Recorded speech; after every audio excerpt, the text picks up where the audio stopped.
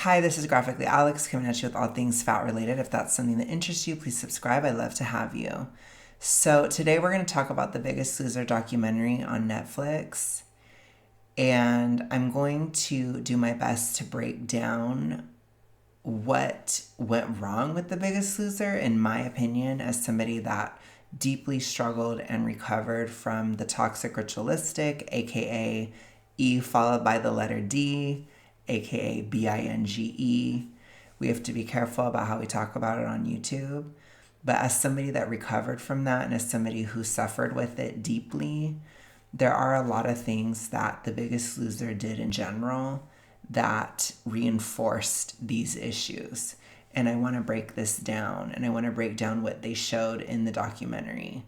As far as the documentary, I haven't watched anybody else's take on it because I want to come at it fresh and with my own perspective, but there were a lot of moments in it that were fat acceptancy.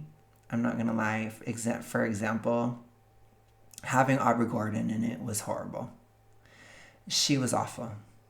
I'm just going to be honest about it. I don't think that she said anything of value, really. I think there was the occasional moment where she almost made sense, but then not really, because she would just be weird. The only thing that I will say is she talked about somebody who was overly reductive. Again, we have to use different words. Somebody who had probably lost too much. And she said that that person had just understood the basic premise of the show and followed it to its conclusion. That was real. That was true. So that was one for Aubrey.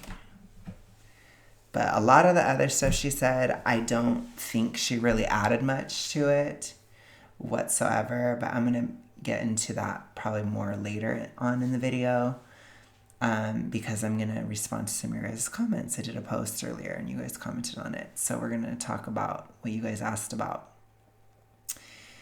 But basically, let's go ahead and break it down. So I'm going to talk about the parts of The Biggest Loser that failed their contestants. I want to talk about how it could have been done differently and maybe could be differently done in the future. Because I think that something like The Biggest Loser, it could come back but be done in a better way. And I just want to shed some light on that or share some of my thoughts on it. And yeah, so as we go through this list, I'm going to talk about what they did and talk about what could have been done differently. So, part of The Biggest Loser were these ridiculous food situations that are challenging for people with the toxic ritualistic. So when you're in these temptation rooms and you're saying like, okay, like, I remember every time they would go in for a season, they'd have like their last hurrah, for example. That is very reinforcing of the toxic ritualistic, because people don't understand that part of it has to do with being overly reductive, then BINGing, then being overly reductive, then BINGing. Like that is a huge aspect of it, as well as body obsession. So when you are setting up a situation for somebody to do a BINGE right as they're going into it, because you're setting up this sense of like, this is it, it's never going to be this again, and da, da, da, da. That's very, very reinforcing. It puts a lot of emotion behind food and it creates anxiety in an already anxious situation.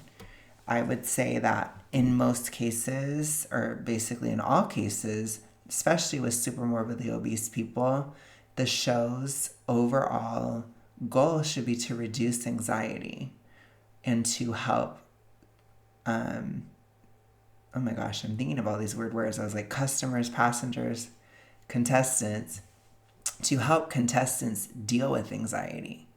So we'll get into that later.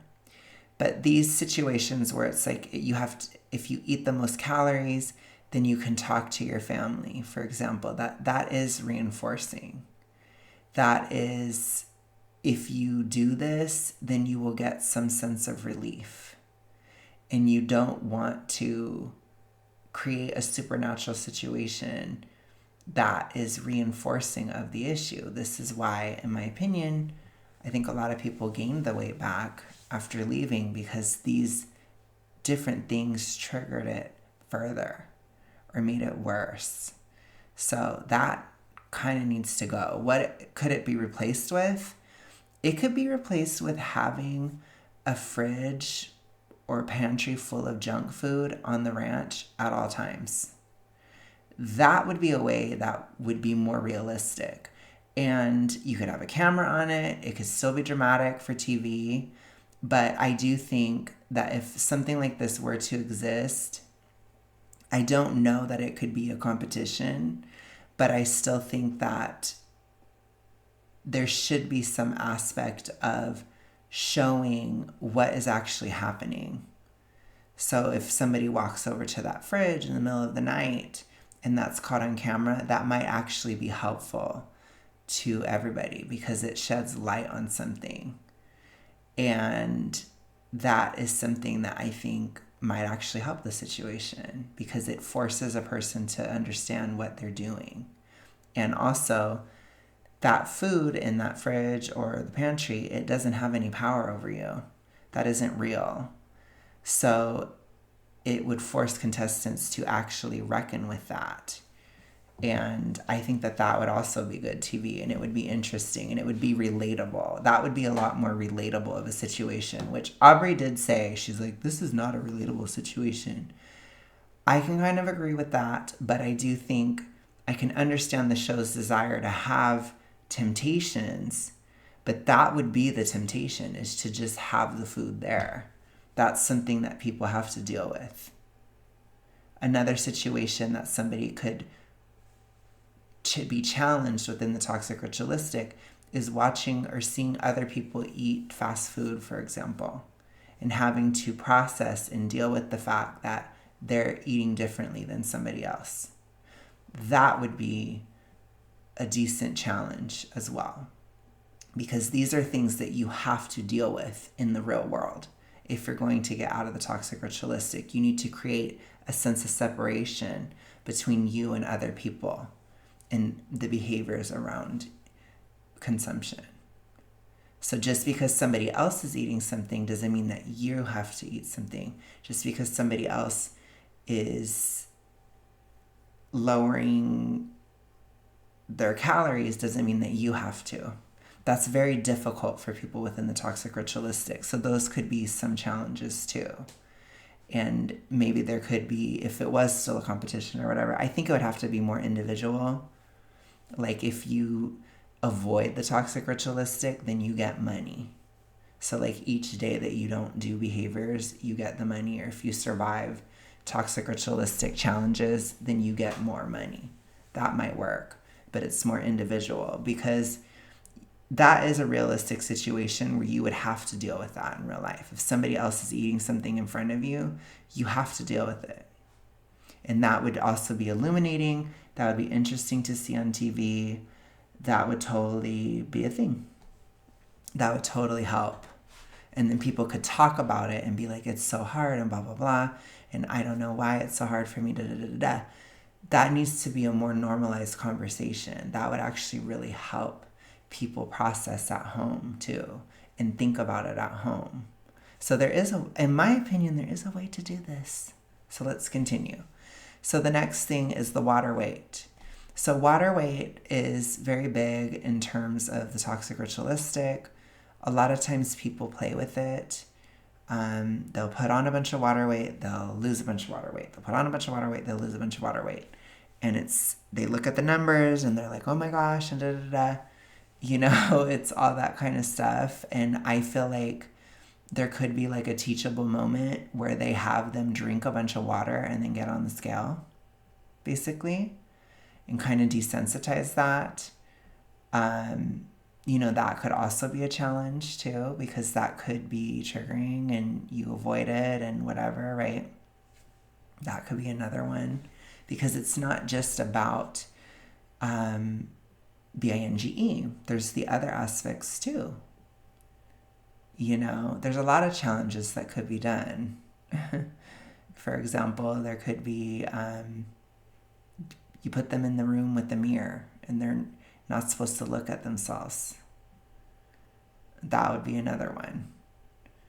So I'm just saying there's a lot of stuff that it could be done a little differently to actually be helpful.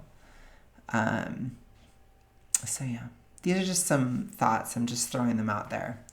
So the status orientation, this was interesting. I think that the fact that the show, is like prestigious, it's like an honor. We're going to Hollywood, we're doing all this stuff. I think it needs to be in bumfuck nowhere. I think it needs to be as basic as possible and as like low key as possible, because there is already such a status consciousness within the toxic ritualistic. And I think that the overall environment of being in LA and all these things, I think it pressured people to be overly reductive due to the status consciousness. So I think that showmakers or whatever, I think that's like a Hunger Games term. Love how dystopian that is. Aubrey would love that. But I think that people who are behind the show, they should consider that and try to make it as flat as possible and as least competitive between people as possible, because that could also be a challenge, is to not compete with other people, basically. You have to think of it that way. It's so much of the toxic ritualistic is about individuation. It's a huge aspect of it. So separating yourself from others in terms of like being fat, in terms of what they're eating or not eating, in terms of all this different stuff, in terms of like if I'm bigger or smaller than this person, then that all needs to go. So even the competition in and of itself is reinforcing of the toxic ritualistic. If it's going to be set up as a competition or as a game, the game should be that you're competing with yourself, ultimately to defeat the issue at hand. And like I said, the least that you do, the more money you get. So that creates an incentive to get out, which that's also realistic to real life too, because if you do not binge, you save money. And that's real. So that could also be reflected in a TV show environment. And it may still work, because I'm sure there'd still be a lot of drama, a lot of crying, a lot of stuff. There's a lot of things. The challenge of you have to eat all this, but you have to leave that little bit there on the plate. That would be a challenge too. And I bet you people will cry over it. I'm not even kidding you. But it helps because it's not really, I don't think it should be done in a comedic way or like you're making fun of the person, but maybe making fun of the issue or making the issue a bit lighter in a sense, where it's like, this is ridiculous. Don't you see how ridiculous this is? And it's like, yeah, I do. This is ridiculous. Like, that would be really healing if that was on TV, in my opinion. And these are just ideas. Like I said, I have ideas. Because that's one thing I don't like about the documentary is they didn't give them anywhere to go. They didn't say anything that should have been done differently, really. And that frustrates me. Like, they did it to a certain extent, just like that the people's health should be first, which is true. It should be the health over the entertainment. That's just ethical, and I agree with that completely. But they didn't give them a way to still make it doable or profitable or entertaining or whatever, and also actually helpful, which I think they intended on it actually being helpful when they created it. So I'm here trying my best, okay? So this is a huge issue too. The trainers, they didn't have any experience with supermorbid obesity or the toxic ritualistic. This creates so many disconnects. I think that people that do train supermorbidly obese people, they should be very educated on this issue, extremely educated on this issue. If not, they have experienced it themselves. I think it's really important to, at the very least, have experience before going on a show that's public like this. I think that was a huge, huge flop. They only focused on the trainers being, camera ready and, that type of thing. And I don't think that that's enough. I think that there needed to be substance to them as well, and they needed to have experience with it because it's not the same. A lot of how Jillian Michaels was training people, for a lot of people that are super morbidly obese or toxically ritualistic, it's too harsh. It's too much. And it's really, really important to understand that because people are very sensitive. So one way that I think that could have been handled differently is you could still have like a tough love type of trainer and a more emotional or softer type of trainer. And that would be up to the person to decide what would be better for them to do. And they could even figure that out in casting or whatever. That's just like a side thing, but I think it's important because people are different. Some people respond better to a Jillian Michaels type of thing, and some people would respond better to like a Bob type of thing, So you kind of have to, I feel like it should be up to the person to choose, and they'll be like, well, I want to get as much money as I can, so I'm going to have this person train me and da-da-da-da. You see? And I think that would work too. And yeah, I think it'd be interesting. So, okay. Which again, what would you get paid for? You get paid for showing up to the workouts. You get paid if the trainer felt like you did enough, basically, to get paid. If you didn't actually do it, then they'd be like, no. That would be my opinion. If you flopped it, then you flopped it, basically. And then there shouldn't be any of these incentives to overly train. They need to shift things to be for super morbidly obese people. So it needs to be easier. It needs to be things like walking, basic weightlifting, modified positions, right? Modified yoga or whatever. Just, it needs to be things that are modified and adjusted for super morbidly obese people. That's really important for safety because injury should never happen. I mean, it was shown to be very common on the show. So this is another thing, over-reliance on external validation for progress. This may not be able to be fixed because it would still be public and stuff. But they really kind of fed into that. And a lot of people that went onto the show, they're like, well, it'll give me a sense of accountability. I have people watching me and da-da-da. That's never a good place to start. It's not good. And that should be discouraged by leaders.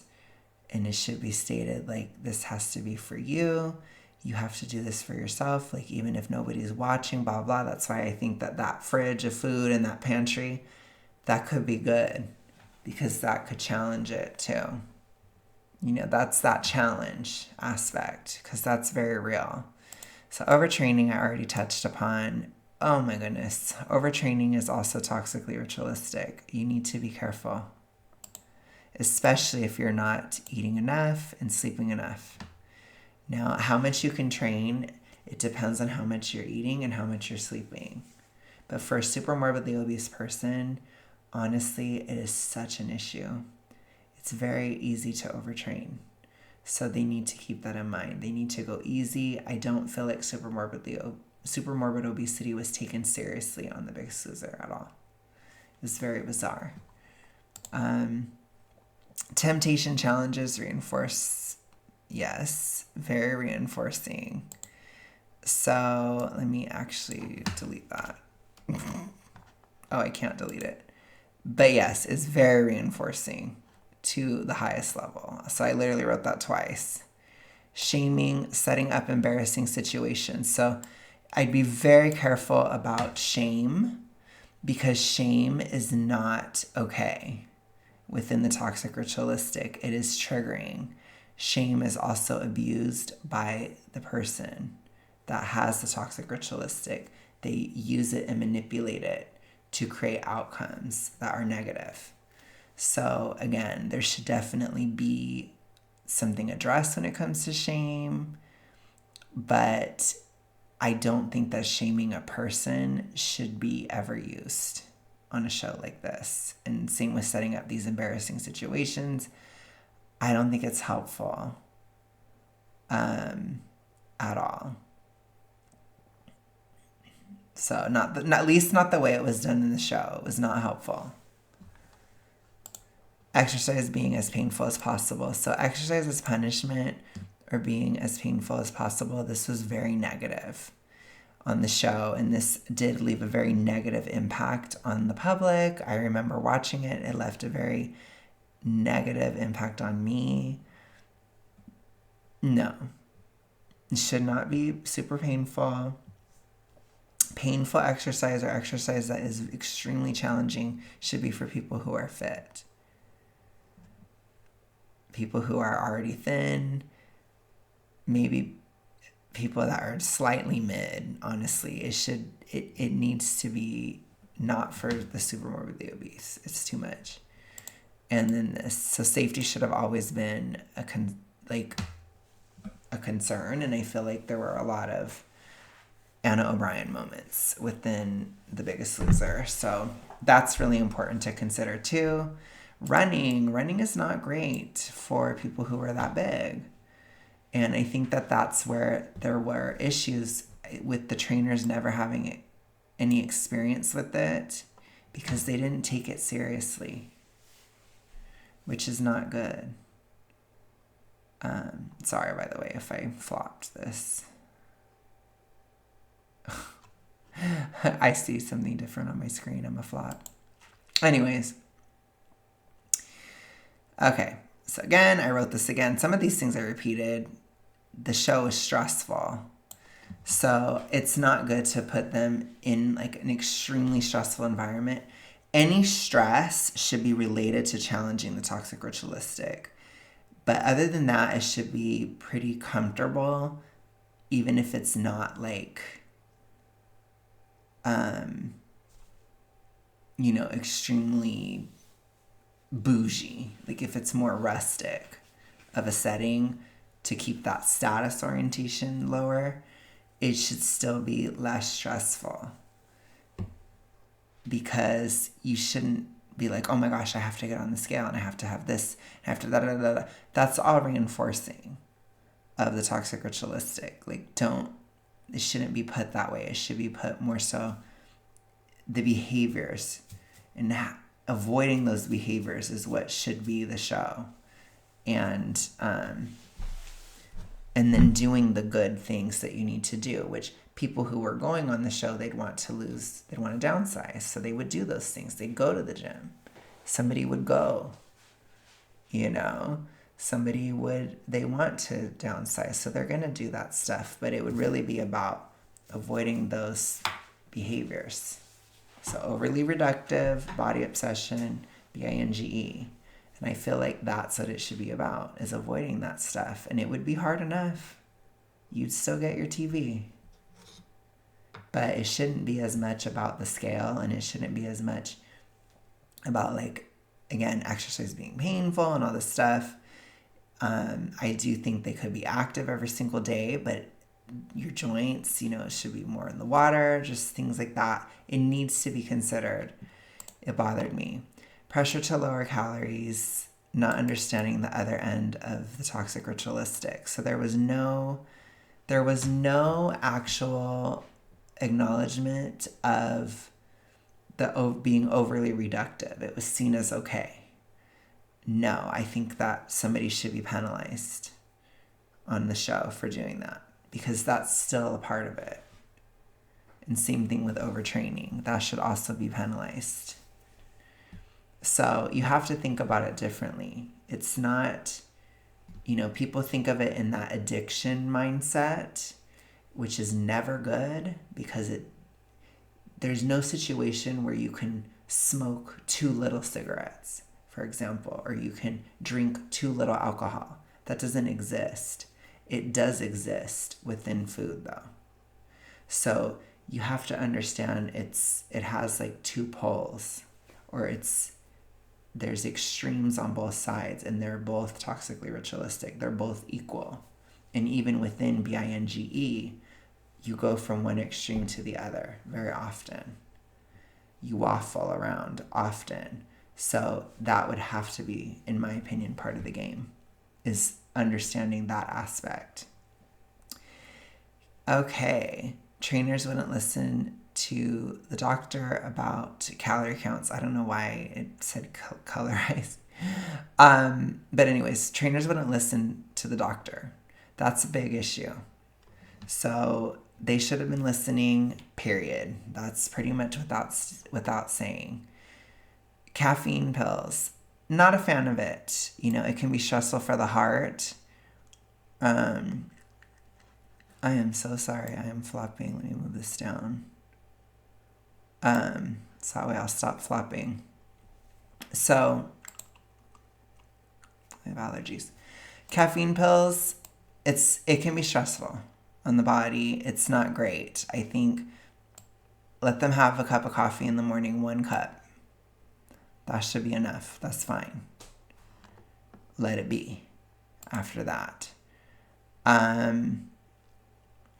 So this is a big thing too. So it's like if they were in massive amounts of pain, like in a different type of pain, which they could teach them that, like what's just muscle burning pain and what's, oh my gosh, I'm overdoing it pain. There's so much within the toxic ritualistic that involves a disassociation or a dissociation from your body. And so that should always be discouraged on the show. There should even be maybe challenges or just episodes or moments where people, maybe even on a daily basis, are being asked to talk about how they feel, how their bodies physically feel every single day. It should be like a routine, because it's so alien to people within the toxic ritualistic to consider how they physically feel, which that could also be illuminating to the public, and it could be helpful, because you should be paying attention to the physical sensation of your body. And people that don't have those issues, they don't understand that people dissociate from that. So this is a big thing too. Unemotional trainers, not therapists, not understanding at the very least. So they were not able to empathize, which I don't necessarily think is always bad, but there should have been somebody there for them to talk to. There needed to be somebody to help with the emotional side of weight loss, as I call it on this channel, the midnight rain side of weight loss, rather than just the sunshine. You need to have somebody that can talk about what they're emotionally going through. And again, it could have been good TV too, to have somebody who is very empathetic, or even multiple people, therapists, etc., that are very empathetic and can listen to them and empathize and reflect back what they're saying and this type of stuff. They really needed that. They didn't have it. So that's a huge flop of the show as well. So these are just basic notes I did about the show as I watched things that stuck out. So with Bob, I noticed, he was really a part of the LA toxic ritualistic world. He was like, how you look is everything and blah, blah, blah. I did not like the way that he introduced himself on the thing. I was like, ooh, that's really bad. And I think he was critiquing it, but it's like, ooh, like that is so bad to have him on the show doing that. If that was his mindset,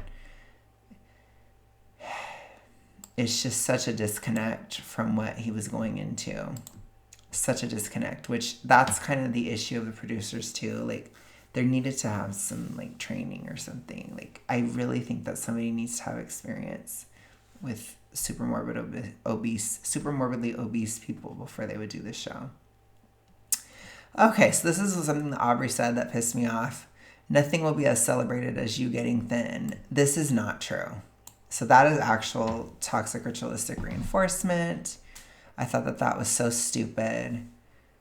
She said a lot of stuff like that.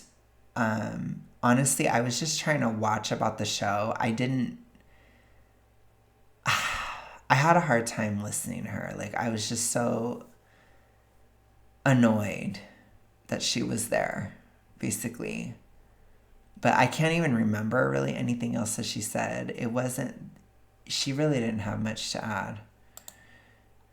So this is why I think some people are upset about it, because there was like this quote there. I think one of the creators of The Biggest Loser was like, there are millions of people who are fat and happy, and we understand that, but we were choosing people that weren't. That was like a virtue signal, and it left a bad taste in my mouth, and it was kind of cringe when he said that. So I was like, ew. So this was okay. And then the other thing that I wrote notes about was one of the contestants. She had all these issues with her husband, and she ran on the beach, and she basically almost died from running. She had like a full-on body reaction, and she was saying that like she wanted to continue with the show, even though the doctor was like, you can't be on the show. And she's like, I want to continue because, and she was saying at the time she was in this toxic marriage and all this stuff. And it's like, that is not something for the show to handle. Like that. So what I wrote is, her marriage is a toxic ritualistic drive that the show cannot solve, which she eventually did get out of her marriage, and she, got better and whatnot. But it was still like, there has to be some level of awareness within a contestant on if they're actually a good candidate. And she shouldn't have been allowed on the show, in my opinion. I wrote she was nuts. She should not have been allowed to stay on the show. The fact that she was almost dying and all that, she should not have been allowed to stay. But it's hard for people. People are often like, of course she's not nuts. Like, she's fine. And it's like, no, she's crazy. Like, she needed therapy. She needed to go to like, maybe like honestly an inpatient treatment center. Like, she was not well. She needed to get out of her living situation. She needed to just like work on some psychological interventions and stuff, because there was just too much going on. And I think it was ridiculous to put all that on the show. Like, it's not cute. That was bad. Okay. So a couple of the healthy aspects of The Biggest Loser that they talked about that I liked was the aspect of focusing on yourself. I think that that's really good. That is a good thing about the ranch. The idea of the ranch is that you can focus on yourself and just work on the issue. I think that it should also be psychological too, though, not just physical, although of course the physical side should totally be there. Because I think, again, part of the show, it could be, if they did a different version of it, it could be about working through these toxic ritualistic triggers as you're there and watching people work through those things. I think that could be really, really good. And then still continuing to lose weight, blah, blah. They could even space it out longer, show people lose weight over a longer period of time. There's a lot of things that they could be doing, that they could do, especially because we know that there is a demand, but people want something that is actually helpful. Okay. The other thing is where they said that exercise lowers appetite. That's true. That's why a lot of people in the toxic ritualistic, they don't want to do it, because they, especially on the binge side, they want to have as high of an appetite as possible. That's why exercise is discouraged on a subconscious level. Because what happens is you start exercising, then your appetite goes down, and then subconsciously you don't like that. So then you subconsciously think of a reason to stop, or you'll sabotage yourself and get injured or something, so you don't have to do it anymore, so that your appetite will go back up. So that was real. And then the other things that I didn't like about the documentary itself. So they were doing this whole speech at the end where they're talking about weight gain is genetic. Everybody gained all the weight back because it's genetic or whatever. And then they were doing the whole, like, they showed comments where it's like, there's no other option. Once you're obese, you're stuck that way forever. Like, all that stuff. It's not true. And it's very reinforcing. And that's irresponsible of the actual documentary itself. And them acting like the regain was inevitable. It wasn't. And even some of the studies and stuff, I don't really trust it. How they're like, their their metabolism is lowered so much. It's lowered by 800 calories automatically. I don't believe that. I don't believe it. I think if there was anything, it's just they probably induced a hypothyroid state, or there's an issue of hormones like thyroid hormone or anemia or whatever. There's like so many things that could be wrong, but there's just probably nutrient deficiencies that were created as a result of being on the show that are leading to hormonal issues, or again something like anemia, where it's so I feel like they need to look at, like, especially the thyroid, because they were saying it's metabolism, period. They probably did damage to the thyroid, and they probably already had it damaged going in, because it's too much. If you exercise too much and you don't ingest enough, you will damage your thyroid, like your thyroid system. And you can fix it, but it takes years of effort. So, and if people don't do that and they just keep doing what they're doing, they don't ever feed back into the system. They don't ever get some of those high nutrient dense foods back into the system, and they stay eating diet culture-y things, then it's a huge issue. Then you can gain the weight back due to hormonal issues, but you have to feed back into that system. And so that, and I do think they needed aftercare as well, and it would have been a better testament if they did aftercare, but they flopped it.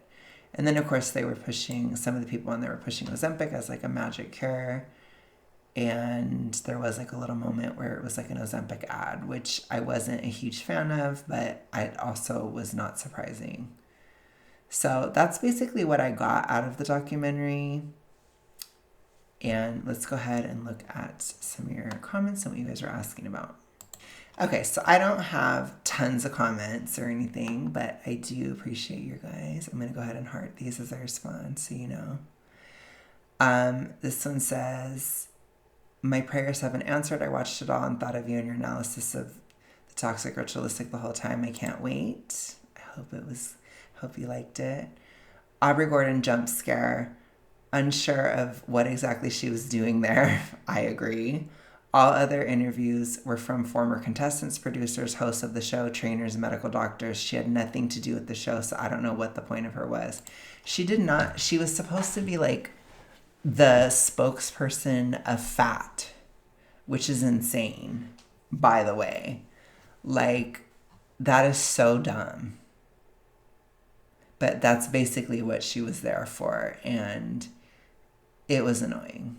And I'm trying to remember some of the things she said. I literally feel like I blocked it out most of the time because she just was annoying. And it wasn't, I feel like she just kind of disrupted the flow. It just wasn't it.